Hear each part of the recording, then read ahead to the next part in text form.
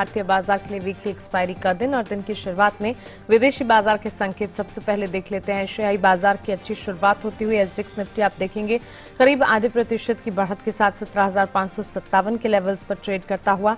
वहीं जापान का बाजार निक्केई सपाट यहां पर ट्रेड करता हुआ दिख रहा है और डाउ फ्यूचर्स में हल्की सी गिरावट के साथ ट्रेड हम देख रहे हैं। इस बीच अगर अमेरिकी बाजार की बात करें वहां पर भी मिला जुला एक्शन कल के ट्रेडिंग सेशन में हमने देखा। इनफैक्ट ये भी कह सकते हैं कि लगातार 3 ट्रेडिंग सेशन से मजबूती जारी है, लेकिन डाउ में हल्की सी बढ़त के साथ क्लोजिंग हमने देखी और एसएनपी और नैस्डैक में भी हरे निशान के साथ। आईटी स्टॉक्स में जो मजबूती थी उसका सीधा इंपैक्ट है। नैस्डैक में अच्छी बढ़त मजबूती 100 अंकों की देखने को मिली। विदेशी बाजार में क्या कुछ इंपॉर्टेंट है और आज के लिए कहां फोकस होना चाहिए, चलिए जान लेते हैं दीपांशु भंडारी से।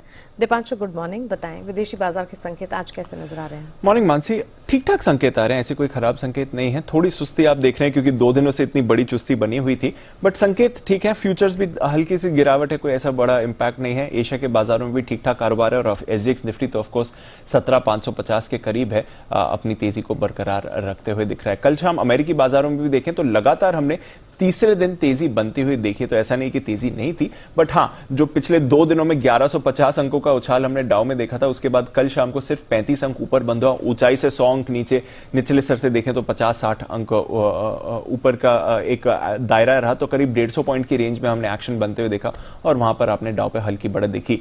आईटी स्टॉक्स का जो एक्शन है वो बरकरार है और नैस्डैक भी कल आउट परफॉर्म करते हुए दिखा। 100 अंकों की बढ़त नैस्डैक में आपने आती हुई देखी। एसएनपी 500 की बात करें तो ये अपनी रिकॉर्ड ऊंचाई से सिर्फ 40 पॉइंट्स दूर है, 1% से कम की दूरी पर है अपने रिकॉर्ड शिखर से, तो वहां पर भी एक्शन बना हुआ है।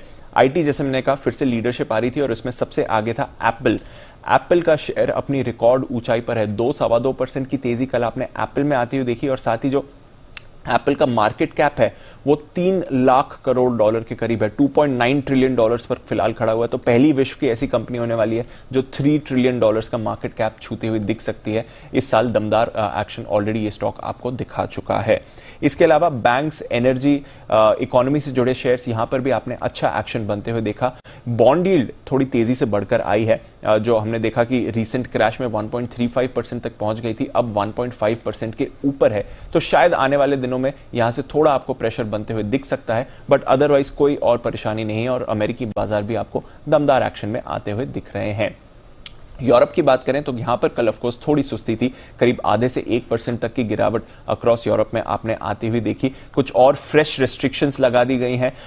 यूके में भी बात कर रहे हैं कि जितने भी कामकाज हैं ज्यादातर अब वर्क फ्रॉम होम ही करें, ऑफिस जाने के लिए मना कर रहे हैं लोगों को। डेनमार्क में कुछ और रिस्ट्रिक्शंस लगा दिए गए हैं कोरोना को लेकर, तो थोड़ी चिंता यूके और यूरोप के बाजारों से है, बट अदरवाइज कुछ ऐसा नेगेटिव एक्शन नहीं है। कच्चे तेल पर भी नए लॉकडाउन या रेस्ट्रिक्शंस का कोई इंपैक्ट नहीं है। ब्रेंट $75 के ऊपर आपको कायम इस समय दिख रहा है, बल्कि $76 के आसपास है इस समय।